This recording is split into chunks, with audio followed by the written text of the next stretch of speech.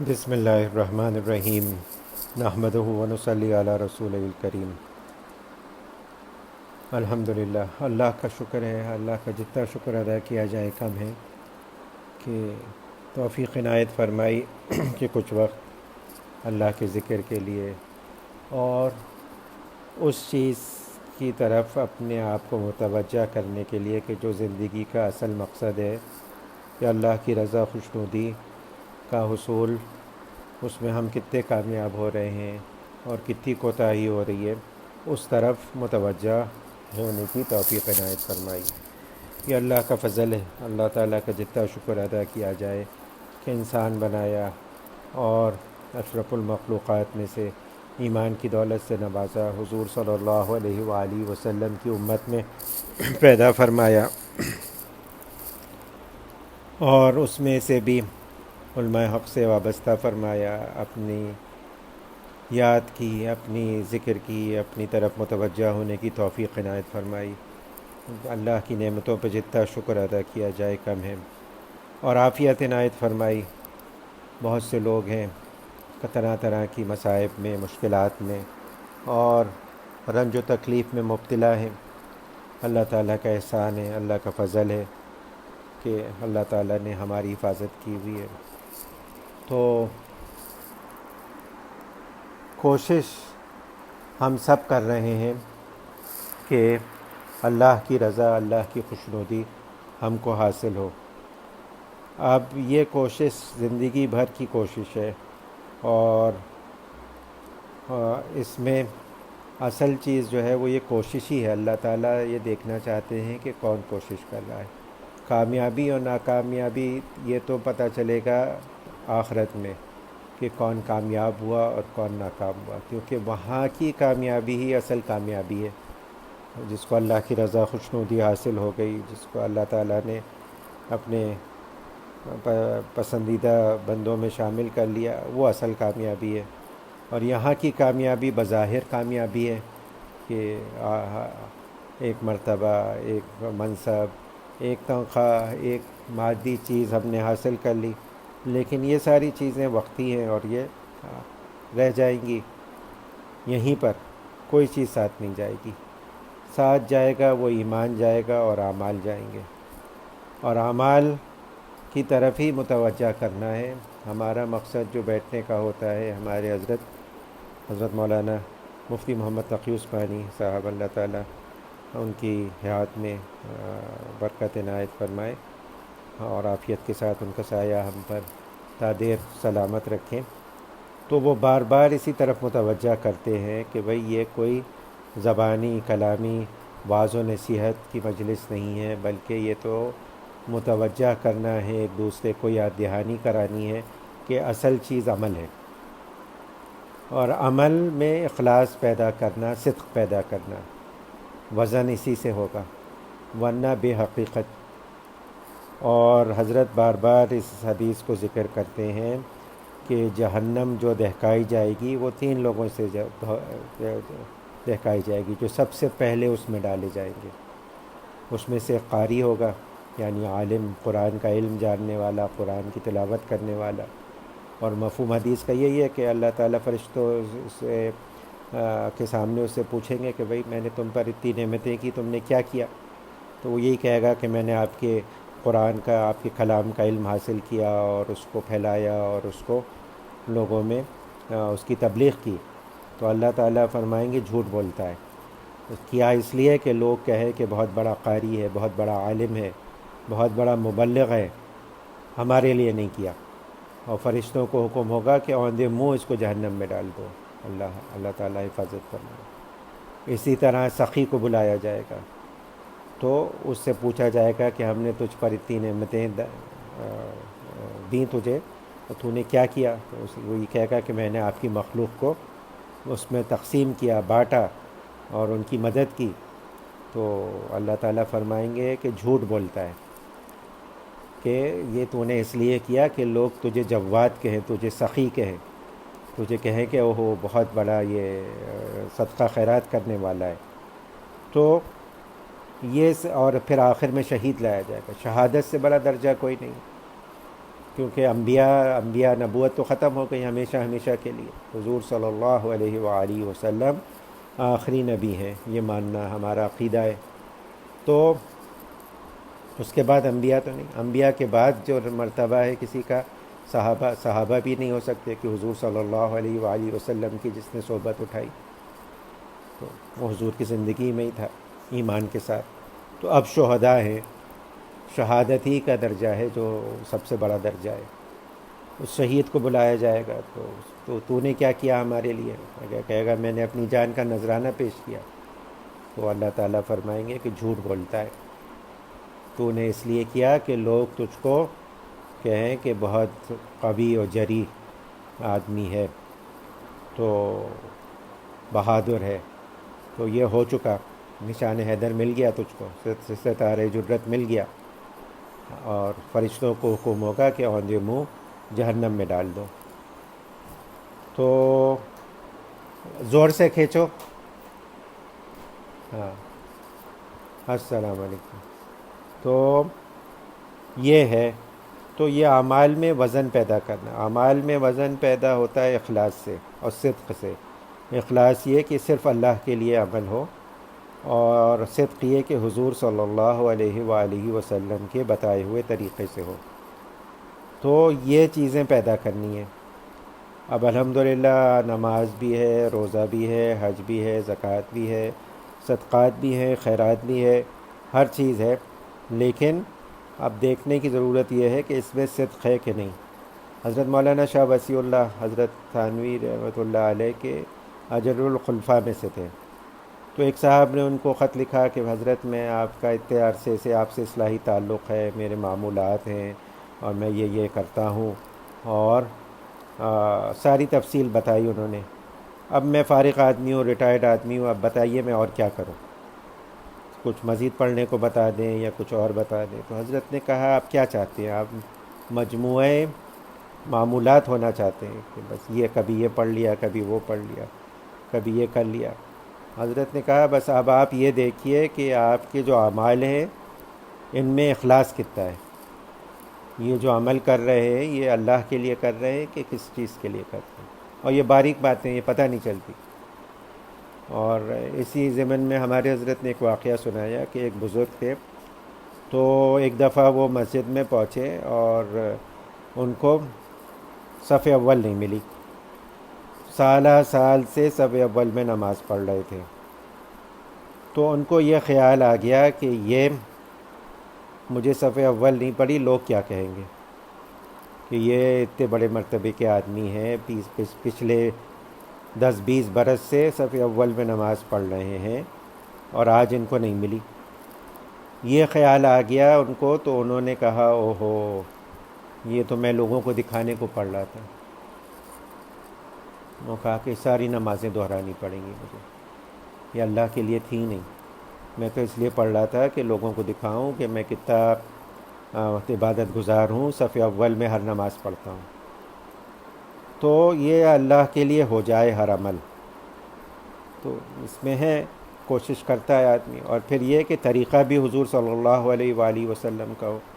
آج کل ہے لوگوں میں جذبہ ہے، کرنا چاہتے ہیں، لیکن اس میں پھر دوسروں کے حقوق ضائع کرتے ہیں. ابھی پچھلے ہی اتوار کو حضرت نے فرمایا کہ بھئی یہ جو ہے کہ شوق ہو گیا دین پڑھنے کا، تبلیغ میں نکلنے کا اور کچھ کرنے کا، اس میں بس اب یہ اب دوسروں کے حقوق، والدین کے حقوق، گھر والوں کے حقوق، اپنی جان کے حقوق، اس کی کوئی پرواہ نہیں ہے. تو یہ جو طریقہ ہے یہ بھی مناسب نہیں ہے. تو اسی لیے مل بیٹھ کے بیٹھتے ہیں کہ بھئی اس طرف متوجہ ہوں اور حقیقی دینی فہم اور حقیقی دین اپنے اندر پیدا کرنے کی کوشش کریں. تو یہ بھی اللہ کا ایک فضل ہے، یہ بھی اللہ سے مانگنا چاہیے کہ یا الہی دین کا صحیح فہم پیدا فرما دیجئے اور اعمال کی توفیق عنایت فرما دیجئے. اور سب سے بڑی چیز جیسے بار بار عرض کیا گیا جو آدمی کو غفلت سے نکالتی ہے، اب 3 چیزیں ہیں. ایک تو کہ عمل سے پہلے سستی، کرنے کا جی نہیں چاہتا آدمی، کہتا ہے کہ بھئی کیسے ہوگا، 1000 بہانے ہوتے ہیں اس کو. اور عمل کے دوران غفلت، کر بھی رہا ہے لیکن توجہ ہی نہیں ہے، بے دھیانی سے کر رہا ہے. اور عمل کرنے کے بعد یا تو یہ ہوتا ہے کہ وہ سمجھتا ہو میں نے تو بہت اچھا عمل کر لیا اور مجھے تو اب بس وہی کا انتظار ہے، نعوذ باللہ. یا یہ کہ پھر کہتا ہو یہ تو بالکل ہی خراب ہو گیا اور میں تو کسی لائق ہی نہیں ہوں، اور میرا عمل کیا، اور وہ کہتا ہے اب آئندہ نہیں کروں گا، نعوذ باللہ. تو یہ سارے شیطانی دھوکے ہیں. ان کو ان کا مقابلہ ان کو اوور کم کرنے کے لیے ضرورت ہے کہ آدمی اپنے اندر ایک خال پیدا کرے، ایک اپنے اندر موٹیویشن پیدا کرے. اور اس کے لیے سب سے مؤثر چیز جو ہے وہ آخرت کی یاد، موت کی یاد ہے. اس سے بڑھ کر کوئی چیز نہیں. حضور صلی اللہ علیہ وآلہ وسلم نے خود ارشاد فرمایا کہ لذتوں کی توڑنے والی چیز موت کو کثرت سے یاد کیا کرو.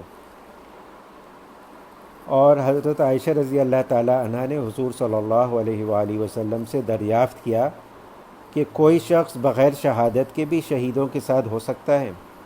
حضور صلی اللہ علیہ وآلہ وسلم نے فرمایا جو شخص دن رات میں 20 مرتبہ موت کو یاد کرے وہ ہو سکتا ہے.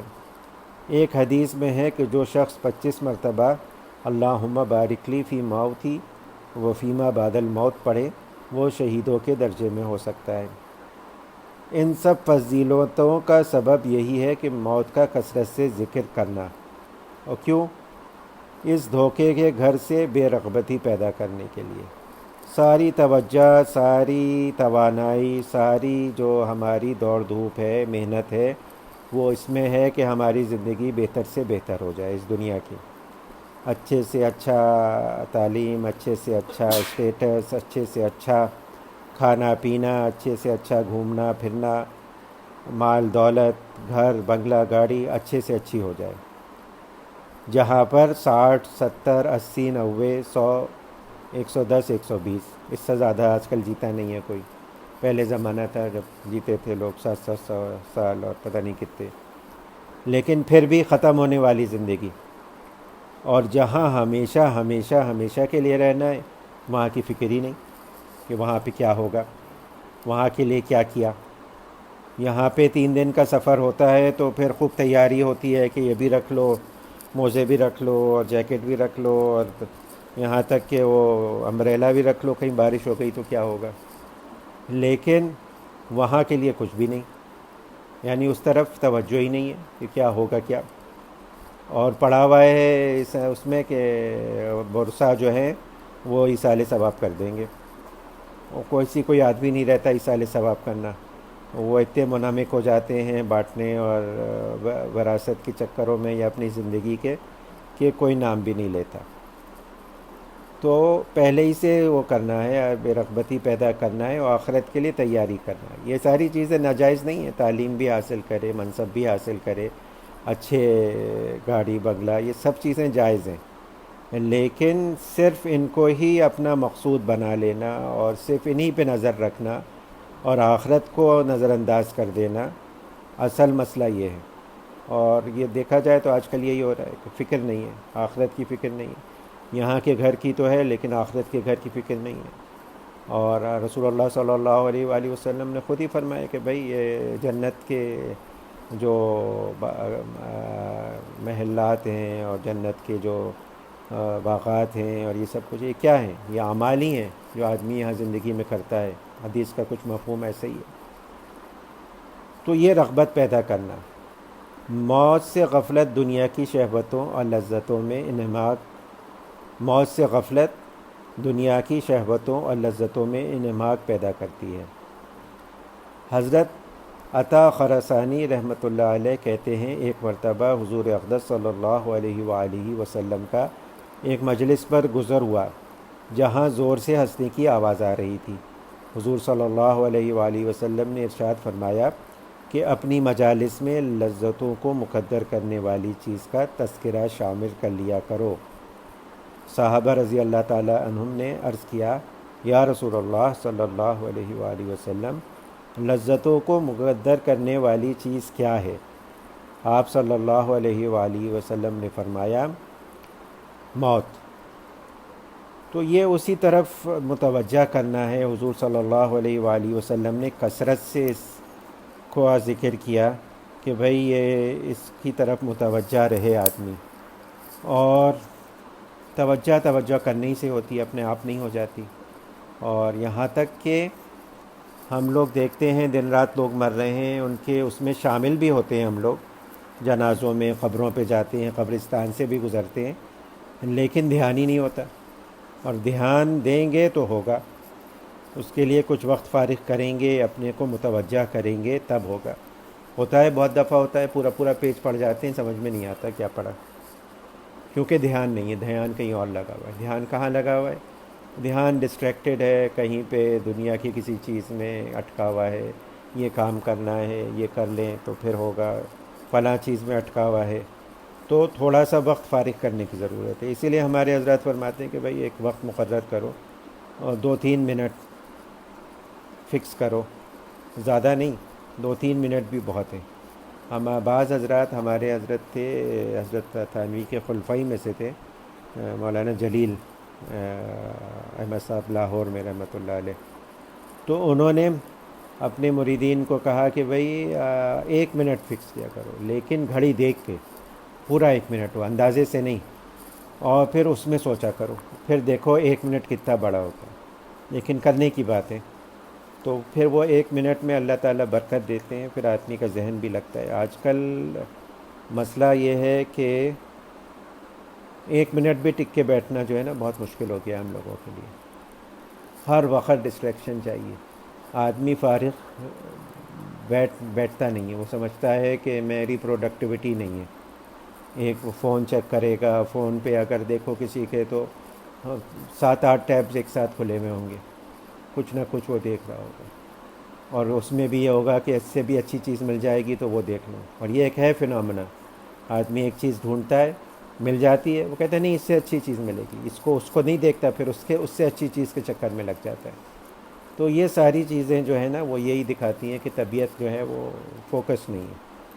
فوکس ہوگی اور کریں گے، اور کب کیسے ہوگی؟ کرنی پڑے گی، اپنے آپ تو ہوگا نہیں، آٹو فوکس تو ہے نہیں، وہ فیچر نہیں آیا ہے آٹو فوکس کا، وہ مینول ہے ابھی تک۔ تو مینولی کرنا پڑے گا، اپنے کو تھوڑا سا باندھنا پڑے گا، اور پھر جب عادت ہو جائے گی تو انشاءاللہ آٹو فوکس بھی ہونے لگے گا۔ تو یہ ایک تھوڑا سا ٹائم فکس کر کے آدمی سوچے کہ بھئی یہ زندگی تو ختم ہو جائے گی، یہ تو، اور ہر چیز دیکھ لے آدمی، اس کا بچپن ختم ہو گیا، اس کی جوانی ہے، جوانی بھی ختم ہو جائے گی، تعلیم ہے، تعلیم کی بھی ایک حد ہوتی ہے کہ جو ظاہری تعلیم ہے کالج اسکول کی، وہ بھی ایک جگہ جا کے ختم ہو جاتی ہے، کیریئر ہے وہ بھی ایک جگہ جا کے ریٹائر ہو جاتا ہے، اور اسی طرح یہ زندگی بھی ختم ہو جائے گی۔ اس کے بعد کیا؟ اس کے بعد کا کچھ پتہ ہی نہیں ہے۔ اسی لیے ریٹائرمنٹ کے بعد بھی لوگ گھبراتے ہیں کہ بھئی کیا کریں گے، کوئی ہوتا ہی نہیں دماغ میں چیز، پوری زندگی بس اسی پہ فوکس کیا ہے کہ صبح 8 بجے دفتر جائیں گے اور 5 بجے گھر آ جائیں گے، اور پھر ٹی وی دیکھیں گے، اور پھر اب صبح 8 بجے سے 5 بجے کیا کریں ریٹائرمنٹ کے بعد؟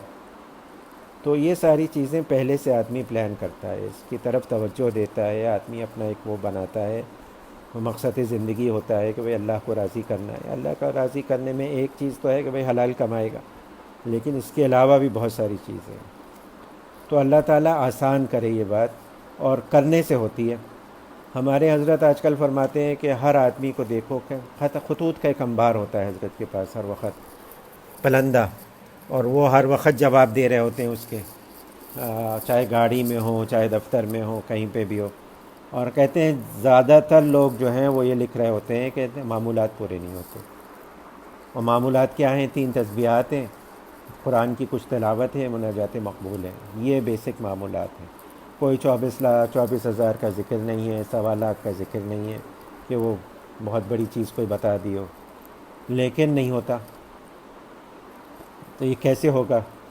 یہ تو ہو نہیں سکتا کہ شیخ صاحب ڈنڈا لے کے سر پہ کھڑے ہو جائیں اور زبردستی کرائیں، یہ تو ممکن نہیں ہے۔ یہ تو اپنے آپ کو ڈسپلن کرنا پڑے گا، اپنے آپ کو پابند کرنا پڑے گا۔ حضرت تھانوی کے پاس بھی بہت لوگ کہتے تھے کہ نہیں ہو پاتا، حضرت نے کہا کہ نہیں ہوگا، اسی طرح سے اپنے آپ کو کھینچ کھانچ کے بہلا کے اور زبردستی کر کے کرنا پڑے گا۔ یہ نہیں ہے کسی کے پاس کوئی ایسی پڑیا، کوئی ایسی وظیفہ، کوئی ایسے تعویذ کوئی ایسی توجہ کہیں پہ نہیں ہے کہ وہاں آپ چلے جائیں وہ چیز استعمال کر لیں اور پھر خود بخود ساری چیزیں ہونے لگیں. نماز بھی وقت پر، جماعت بھی، گناہوں سے بچنا بھی، کرنا خود پڑے گا. لیکن کوشش کرے، اور کوشش کرے گا، اللہ سے مانگے گا تو اللہ تعالیٰ پھر بڑھ کے خود اس کی مدد کرتے ہیں اور اس کے لیے آسان کر دیتے ہیں. لیکن پہلا قدم تو اٹھانا پڑے گا، اس کے اٹھائے بغیر نہیں. بچے، ہمارے حضرات بہت مثال دیتے ہیں کہ بچہ چلنا سیکھ رہا ہے تو سب لوگ اس کو انکریج کرتے ہیں کہ بھائی چلو تو، اور پھر دیکھتے ہیں کہ گرنے لگا ہے، لڑکھڑا رہا ہے تو فوراً پکڑ لیتے ہیں، گرنے نہیں دیتے. اسی طرح اللہ تعالیٰ بھی دیکھنا چاہتے ہیں کہ بھئی کون کوشش کر رہا ہے، چلنے کی کون کوشش کرتا ہے. اور جب کوشش ہوتی ہے اور کرتا ہے آدمی تو پھر اللہ تعالیٰ کی مدد و نصرت بھی آتی ہے. لیکن ہم لوگ انتظار میں ہیں کہ مدد و نصرت پہلے آئے اور پھر بعد میں ہم چلنا شروع کریں گے، تو یہ تو ممکن نہیں ہے. وہ ایسا ہی ہے، کوئی تیرنا سیکھنا چاہتا ہے لیکن پانی میں نہیں اترتا، کہتا ہے پانی میں تب اتروں گا جب تیرنا آ جائے گا. کبھی بھی نہیں آئے گا، ہمیشہ یہی ہوتا رہے گا کہ وہ دریا کے کنارے ہی کھڑا رہے. تو اللہ تعالیٰ آسان کرے. اب دوسری چیز جس کی طرف متوجہ کرنا ہے کہ ظاہری عبادات تو ہم سب کو الحمدللہ معلوم ہے، نماز ہے، حج ہے، روزہ ہے، زکوٰۃ ہے. لیکن جو چیزیں سب کو خراب کر دیتی ہیں نا، وہ باطنی اعمال ہیں، باطنی بیماریاں ہیں. اس میں سے حسد کا بیان چل رہا ہے، غصے کا ختم ہوا. حضرت امام غزالی رحمۃ اللہ علیہ حسد کا بیان کر رہے ہیں. حسد یہ کہ کسی آدمی میں کوئی نعمت دیکھے اللہ کی اور آدمی کہے کہ وہ ان کو کیوں مل گئی ہے، یہ تو اس لائق نہیں ہے، اور یہ جاتی رہے تو اچھا ہے. تو یہ گڑبڑ ہے. تو یہ گناہ کبیرہ میں سے ہے، اس کو دور کرنا ضروری ہے. اب یہاں پہ وہ یہ بتا رہے ہیں کہ بعض دفعہ دوسرے کو نعمت میں دیکھ کر آدمی حرص کرتا ہے اور چاہتا ہے کہ اس کے پاس بھی یہ نعمت ہو، تو یہ جائز ہے. اس کو غبطہ کہتے ہیں، حضرت فرما رہے ہیں، کیونکہ اس کی ممانعت نہیں ہے. یہ ممانعت ہے کہ آدمی کسی پہ نعمت دیکھے اور پھر اس کو اعتراض ہو کہ بھئی ان کو کیوں مل گیا، یہ تو ہمیں ملنا چاہیے تھا. لیکن کوئی آدمی دیکھتا ہے کسی کے پاس کوئی نعمت ہے اور چاہتا ہے کہ ہم میں بھی مل جائے یہ نعمت، تو یہ بیماری نہیں ہے. تو حسد ایک بیماری ہے اور اس کا علاج ضروری ہے. علمی علاج تو یہ کہ حاسد کو جاننا چاہیے کہ اس کا حسد اسی کو نقصان پہنچا رہا ہے، کیونکہ گناہ ہے.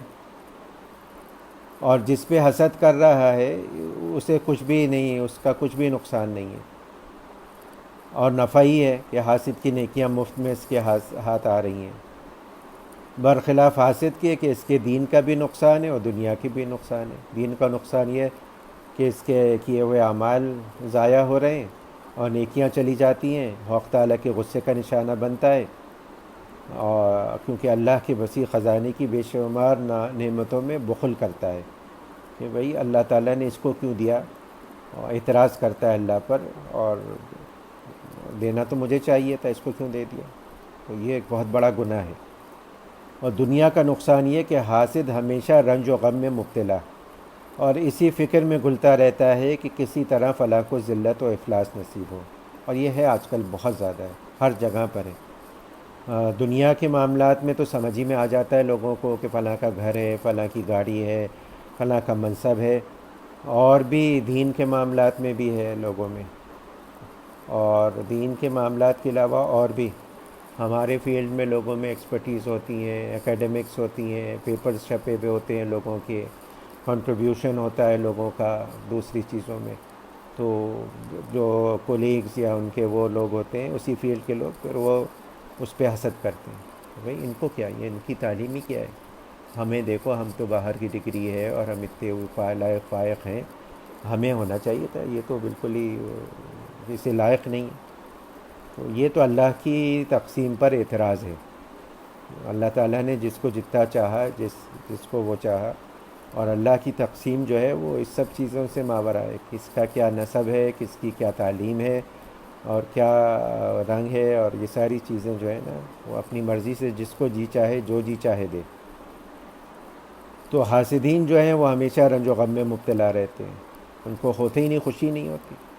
پوچھو کیا کیا حال ہے، وہ بس گزر رہا ہے، گزر رہی ہے، بس گزار رہے ہیں زندگی. اور تفصیل پوچھو تو بس یہ کہ فلاں کا یہ حال ہے، فلاں کا یہ حال ہے، اور اپنے کو بس نگیٹو اس میں دیکھتے ہیں. بس جس پر حسد ہے اس کے لیے بھی خوشی کا مقام ہے کہ مجھے رنج پہنچانا چاہتا تھا اور خود ہر وقت رنج میں مبتلا ہو گئی. تو اس کا کوئی فائدہ ہے نہیں. حسد ایک بیماری ہے اور اس کو دور کرنے کی ضرورت ہے. لیکن یہ کہ ڈائگنوسس حسد کا کرنے کے لیے، علاج کی تشخیص کرنے کے لیے ماہر ہی چاہیے، اور اسی لیے ضرورت پڑتی ہے. لوگ کہتے ہیں کہ بھائی کیا شیخ صاحب کیا بتا دیں گے؟ قرآن میں موجود ہے، حدیث میں ہر چیز موجود ہے، کتابیں لکھی ہوئی ہیں، امام غزالی کی کتاب ہے، اس میں لکھا ہوا ہے کہ حسد یہ ہے اور اس کا علاج یہ ہے. تو پھر ہمیں ضرورت کیا؟ سب سے پہلی ضرورت تو یہ ہے کہ اپنے علم پر ناز ہے، ایک تکبر ہے، وہ ٹوٹ جاتا ہے کسی کے پاس جانے پہ. اور دوسرا یہ کہ بہت سی باریک باتیں ہوتی ہیں. امام غزالی نے تو ایک جنرل پرنسپل لکھ دیا کہ بھئی یہ چیز ہے، لیکن آدمی اپنی زندگی میں دیکھے کہ میں اپنے معاملات میرے جو ہوتے ہیں اس میں مجھے حسد ہو رہا ہے، اپنے کولیگ سے، اپنے پارٹنر سے، اپنے جو کاروبار میں شریک لوگ ہیں ان پہ حسد ہو رہا ہے. اب یہ حسد ہے کہ نہیں ہے، اس کا ڈائگنوسس کرانا، پوچھے شیخ سے کہ میرے یہ احساسات اور محسوسات ہیں اپنے اس کے بارے میں جس سے حسد محسوس ہو رہا ہے، کیا یہ حسد ہے؟ ہاں، وہ کہیں ہاں حسد ہے، تو کہیں پھر اس کا علاج کیا ہے؟ وہ علاج بتایا جاتا ہے. آج کل مسئلہ یہ ہے کہ ایک تو ڈائگنوسس سب ہم لوگ خود ہی کر لیتے ہیں. سب سے پہلے تو یہ ہوتا ہے کہ وہی ہے ہی نہیں حسد. اور یہ ایک پرنسپل ہے باطنی امراض کا کہ جس بیماری کے بارے میں آدمی یہ فیصلہ کرے مجھ میں نہیں ہے، وہ یقیناً اس میں ہوتی ہے. تو مشہور ہے کہ منافقین کی جب آیتیں نازل ہوئی منافقین کے بارے میں کہ جہنم کے نچلے ترین طبقے میں منافقین ہوں گے، تو بہت زیادہ تشویش ہوئی صحابہ کو. تو انہوں نے پوچھا بھی، حضرت عمر رضی اللہ تعالیٰ عنہ پوچھتے تھے حضرت حذیفہ بن یمان سے کہ قسم دے دے کہ تم بتاؤ. حضور کے صاحب سر تھے، حضور نے ان کو بعض اپنے راز بتائے تھے. کیا میرا نام منافقین کی فہرست میں ہے؟ امیر المومنین ہے، عشرہ مبشرہ میں سے ہیں. اور حضرت امام حسن بصری کہتے ہیں کہ میں نے تقریباً 300 صحابہ بدری صحابہ ایسے دیکھے جن کو اپنے اوپر نفاق کا شبہ تھا. بدری وہ صحابہ ہیں جن کے بارے میں قرآن کہتا ہے کہ ہم نے بخش دیا ان کو، اور وہ اتنے متبرک صحابہ ہیں کہ ان کا نام لینے سے دعائیں قبول ہوتی ہیں. آج تک ہے اسماء بدرین لوگوں نے اور محدثین نے جمع کیا ہے، اور تجربہ یہ ہے لوگوں کا کہ مصیبت کے وقت میں اسماء بدرین پڑھے جاتے ہیں اور ان کے وسیلے سے اللہ تعالیٰ سے دعا کی جاتی ہے تو دعائیں قبول ہوتی ہیں، مقبول بندے ہیں. اور امام حسن بصری کہہ رہے ہیں کہ بھئی ان کو شبہ تھا اپنے اوپر منافق ہونے کا. تو جو آدمی ڈرتا ہے اور جس کو احساس ہوتا ہے وہ تو ڈرتا ہے کہ کہیں یہ بیماری مجھ میں نہ ہو، یہ بیماری مجھ میں نہ ہو، تکبر مجھ میں نہ ہو، حسد مجھ میں نہ ہو، نفاق مجھ میں نہ ہو. اور جو اصل میں منافق ہوتا ہے اس کو کبھی وسوسہ بھی نہیں آتا کہ میں منافق ہوں. وہ کہتا ہے نہیں باقی سب ہیں، میں تو سب سے اچھا ہوں. تو یہ کہ یہ معلوم کرنا واقعی. ایک دفعہ میں نے خود حضرت کو لکھا فلاں معاملہ ہے اور مجھے شبہ ہوتا ہے کوئی بھی بات نہیں مرض کا. تو حضرت نے فرمایا یہ تشخیص آپ نے خود کیسے کر لی؟ یعنی یہ تو آپ کا کام ہی نہیں ہے. مریض کہے جا کے ڈاکٹر کے پاس مجھے لگتا ہے مجھے کرونا ہو گیا، اب ڈاکٹر ہنسے گا، کہے گا یہ کام تو میرے کرنے کا ہے، تشخیص بھی میرا کام ہے اور علاج بھی میرا کام ہے. آپ کو تو اپنی مرض کی تفصیل بتانا ہے مجھے کہ آپ تفصیل بتائیے آپ کو کیا ہے، کھانسی ہے، بخار ہے، نزلہ ہے، زکام ہے. تو حضرت نے فرمایا یہ آپ نے یہ اس مرض کی تشخیص خود کیسے کر لی؟ وہ واقعات اور معاملات لکھیے جس سے آپ کو شبہ پیدا ہو رہا ہے. تو یہ باتیں معلوم کرنے کی ہیں شیخ سے. لوگ چاہتے ہیں بس وظیفہ پڑھ کر اور ذکر کر کے اور وہ کر کے آدمی اچھی اچھی باتیں بتا کر اور ان کا سلوک طے ہو جائے. نہیں، سلوک تو طے ہوتا ہے اپنے باطنی امراض کا علاج کرنے سے، کہ مجھے یہ باطنی مرض اپنے میں معلوم ہوتا ہے، فلاں چیز ہوتی ہے، اور یہ کہ اور کھل کے بتانا، چھپا کے نہیں۔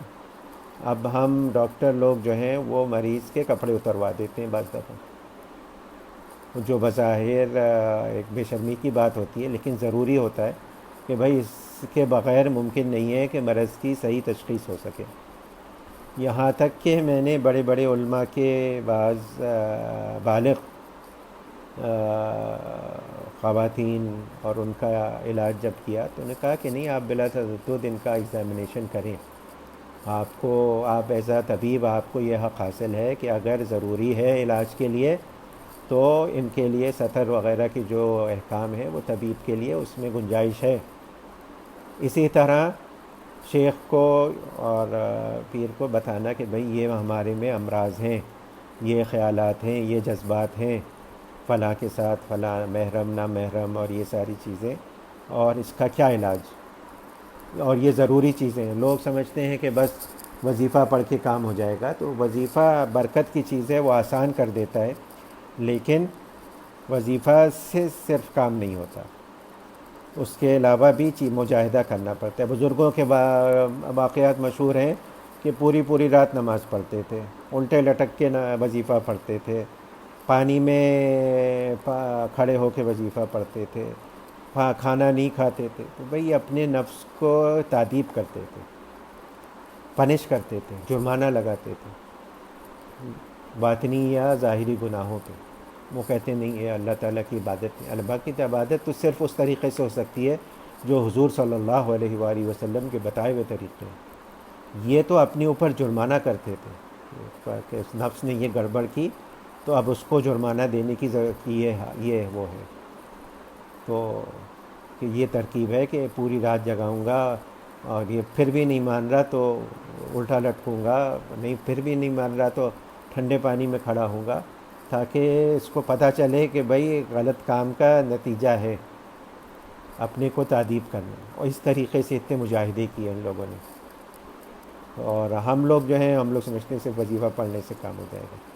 تو حسد کا عملی علاج یہ ہے کہ حسد کا مقصود تو یہ ہے کہ تم محسود کی عیب جوئی کرو، یعنی جس پر حسد ہو رہا ہے اس کی برائی بیان کرو، رنج و غم کے گھوٹ رات دن پیو، لہٰذا تم نفس پر جبر کرو اور قصداً اس منشا کی مخالفت کر کے اس کی ضد کرو، یعنی جس پہ حسد ہو رہا ہے اس کی خوب تعریف کرو، اس کے لیے دعائیں کرو کہ یہ نعمت اللہ تعالیٰ اور بڑھا دے، اور جب کرو گے تو جبر کرنا پڑے گا۔ دل تو یہ چاہ رہا ہے کہ بھئی اس ختم ہو جائے، لیکن یہ سمجھ کے کہ نہیں، یہ گناہ ہے، میں اس کے لیے دعا کروں اللہ تعالیٰ اور بڑھا دے۔ اس کے سامنے تواضع اور اس نعمت پر خوشی و مسرت کا اظہار کرو جو اسے مرحمت ہوئی۔ جب چند روز بتکلف ایسا کرو گے تو مسعود کے ساتھ تم کو محبت پیدا ہو جائے گی، اور جب یہ عداوت جاتی رہے گی تو حسد بھی نہیں رہے گا۔ تو یہ عملی علاج ہوگا، اور عملی علاج میں پھر حدود اور جو اس کے وہ ہیں تفصیلات ہیں وہ پوچھنا پڑتی ہیں اور دیکھنا پڑتی ہیں۔ حضرت تھانوی نے بتایا ایک صاحب کے لیے کہ بھئی تم لوگوں کے جوتے سیدھے کیا کرو جو نمازی آتے ہیں، تو دیکھا دیکھی ایک دوسرے صاحب نے بھی شروع کر دیا، تو حضرت نے کہا آپ نے کس سے پوچھ کے کیا؟ تو اس نے کہا آپ ہی نے علاج بتایا تھا فلاں کو، میں نے کر دیا۔ اس نے کہا نہیں، وہ تو ان کے لیے تھا، آپ کو تو نہیں کہا گیا۔ تو حضرت نے پھر فرمایا کہ یہ اس طرح سے دیکھا دیکھی علاج نہیں ہوتا، اس سے نقصان ہوتا ہے۔ ان صاحب میں تکبر تھا ہی نہیں، بلکہ یہ تو الٹا اس میں شامل ہو جاتے کہ اب میں دیکھو میں کتنی تواضع میں چلا گیا ہوں، میں لوگوں کے جوتے سیدھا کر رہا ہوں، ان کو اس چیز کا تکبر ہو جاتا، تو ان کے لیے یہ علاج نہیں تھا۔ تو اللہ تعالیٰ کہنے سننے سے زیادہ آسان کر دے، عمل کی توفیق عنایت فرما دے، بس دعا کر لیں۔ اللہم صلی علی حبیبک محمد وعلی آل حبیبک محمد کما صلیت علی ابراہیم وعلی آل ابراہیم انک حمید مجید۔ اللہم بارک علی حبیبک محمد وعلی آل حبیبک محمد کما بارکت علی ابراہیم وعلی آل ابراہیم انک حمید مجید۔ یا اللہ یا رحمان یا رحیم یا حی یا قیوم یا غیث المستغیثین یا مانع المستجیرین یا مجیب دعاء المضطرین یا کاشف المکروب، یا اللہ یا رحمان یا رحیم۔ ہمارے تمام چھوٹے بڑے اگلے پچھلے خفیہ اعلانیہ گناہ معاف فرما دیجیے یا العالمین۔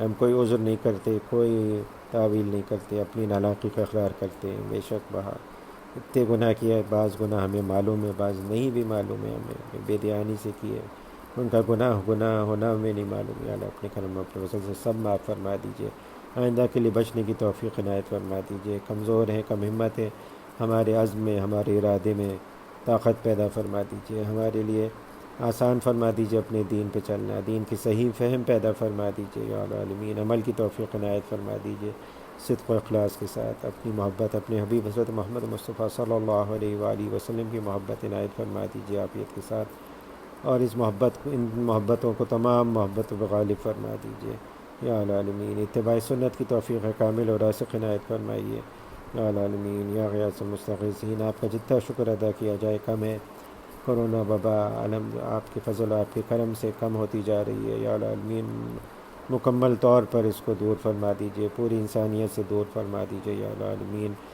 یا العالمین۔ ہم، ہمارے گھر والوں، عزیز اقارب، رشتہ دار، پڑوسیوں، والدین، بچوں اور تمام مسلمانوں کو ہر طرح کے شر، فتنے، فساد، ہر طرح کے حادثات، سانحات سے، چوری چاری، چماری، ڈاکہ، دھوکہ دہی، رائج الوقت گناہ جتنے ہیں ان سے، بیماریوں سے، موذی دیرپا بیماریوں سے، لوگوں کی ایذا رسانیوں سے اپنے کرم اپنے فضل سے بچا دیجیے، حلال واسع رزق بلا مشقت عنایت فرمائیے یا العالمین۔ جو بچے بچیاں رشتوں کے انتظار میں ہیں یا العالمین، ان کو صحیح معنوں میں دیندار، غصہ نہ کرنے والے یا العالمین، قدر کرنے والے رشتے اپنے کرم اپنے فضل سے عنایت فرمائیے یا العالمین یا غیاث المستغیثین۔ بچے جہاں کہیں پہ بھی ہیں، جس ماحول میں بھی، ان کی حفاظت فرمائیے، جان کی، ایمان کی، عزت آبرو کی، اعمال کی حفاظت فرمائیے یا العالمین۔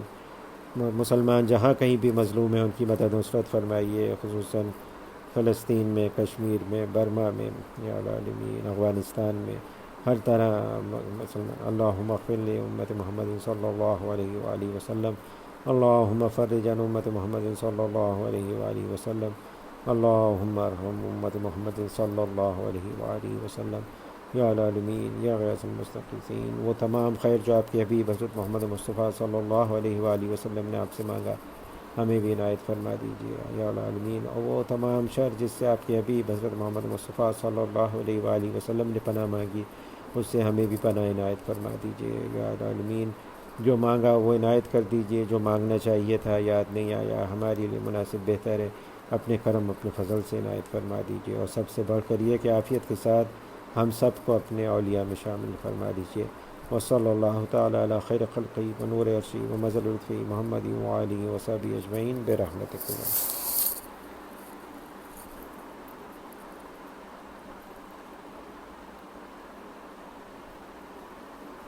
السلام علیکم، کیا حال ہے بھائی؟